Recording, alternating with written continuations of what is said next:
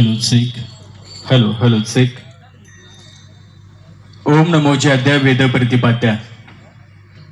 ओम नमोचे अद्या वेद प्रतिपाद्या. जय जय सुसन विद्यात्मरूपा.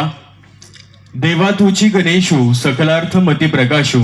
बोले निवृत्तीदासो अवधारी लोजी.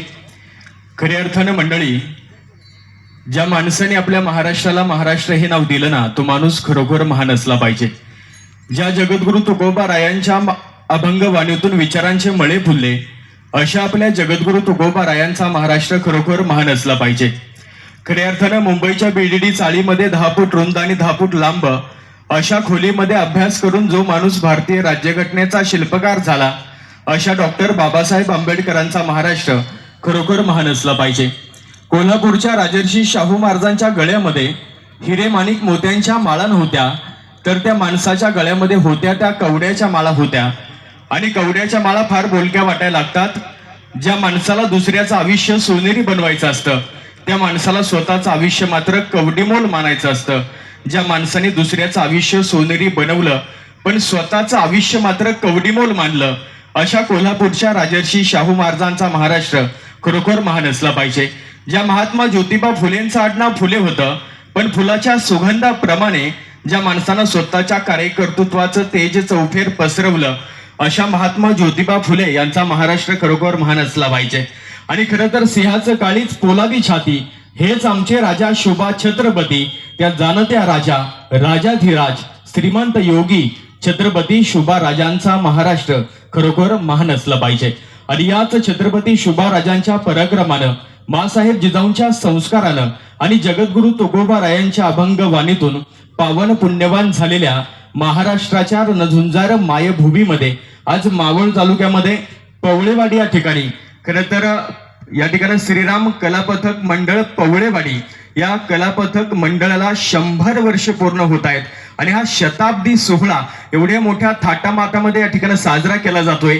या कलावंतांसाठी एकदा जोरदार टाळ्यांच्या गजरामध्ये त्यांच्या कलेचं, या कलावंताचं आपण कौतुक करूया. लक्ष्मीकांत बेर्डे हे आपण सर्वांनी नाव ऐकलं असेल, अर्थात लक्ष एका चित्रपटामध्ये फार सुंदर सांगतो की स्वतःचं दुःख पोटामध्ये ठेवून जी माणसं दुसऱ्याच्या ओठावरती हसू आणतात ना, ती कलावंत असतात. आणि खरं तर पवळेवाडीमधील ही सगळी कलावंत आज महाराष्ट्रातल्या तमाम रसिक माई जनतेच्या चेहऱ्यावरती हसू आणण्याचं काम खरं तर करतात. ते काम शिकलेला सुशिक्षित डॉक्टर सुद्धा करू शकत नाही. आणि म्हणून खरं तर हा वसा आणि वारसा सातत्यानं असाच पुढे चालू राहावा. पण ज्यांच्या मार्गदर्शनाखाली, ज्यांच्या आशीर्वादाने ही कला चालू झाली, त्यांच्या आठवणींना, त्यांच्या स्मृतींना उजाळा देणं आणि 100वा शताब्दी सोहळा साजरा करणं हे तेवढंच गरजेचं आहे. आणि म्हणून या शताब्दी सोहळ्याच्या माध्यमातून विविध गावचे सरपंच उपस्थित आहेत. पंचायत समिती, जिल्हा परिषद, नगरपालिका, महानगरपालिका, त्याचप्रमाणे जिल्हा परिषद, नगर परिषद, त्याचप्रमाणे खऱ्या अर्थानं काळ्याईची नित्यनेमानं सेवा करणारा शेतकरी राजा आज खऱ्या अर्थानं मोठ्या संख्येने उपस्थित आहेत. आपल्या सर्वांचं कार्यक्रमाच्या माध्यमातून प्रथमतः मी आकाश वडघुले अगदी मनापासून स्वागत करत आहे. यानंतर आपण लगेच सन्मान सोहळ्याकडे वळणार आहे, परंतु एक जबाबदार पूर्वक विधान या ठिकाणी करेल. खरं तर संत गाडगे बाबा एके दिवशी कीर्तन करत होते आणि कीर्तन संपल्याच्या नंतर गाडगे बाबांना गावातील अशी समोर बसलेल्या लोकांनी एक प्रश्न विचारला, बाबा तुम्ही देव पाहिलाय का? संत गाडगे बाबा म्हणाले, होय मी देव पाहिलाय. मग गावातली माणसं म्हणाले, दाखवा बरं बाबा देव कुठे आहे? तर उगवत्या सूर्याकडे बोट दाखवत संत गाडगे बाबा म्हणाले, तो बघा देव, जो दुसऱ्यांना प्रकाश देतो, उब देतो, अंधकारलेल्या माणसांचं आयुष्य प्रकाशमय करण्यासाठी जो सगळ्यात आधी हजर होतो ना, त्याला देव म्हणायचं. मंडळी, संतांनी आपलं अंधकारलेलं आयुष्य प्रकाशमय करण्याचं काम केलं. आणि म्हणून खऱ्या अर्थानं आता अतिशय सुंदर अशी कीर्तन रूपी सेवा ज्यांच्या मधुर वाणीमधून या ठिकाणी संपन्न झालेली आहे, असं महाराष्ट्राचं भूषण, आपल्या जिल्ह्याचा अभिमान, स्वाभिमान, अर्थात हरिभक्त परायण जयेश महाराज भाग्यवंत यांच्यासाठी एकदा टाळ्यांच्या गजरामध्ये त्यांच्या विचारांचं आपण कौतुक करूया.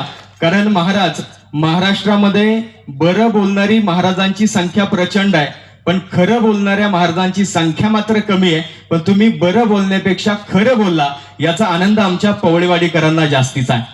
आणि म्हणून खरं तर या कार्यक्रमाच्या निमित्तानं आपल्या सर्वांचं स्वागत करत असताना आपण या ठिकाणी मानाचा सन्मान सोहळा या ठिकाणी संपन्न करतो आहोत.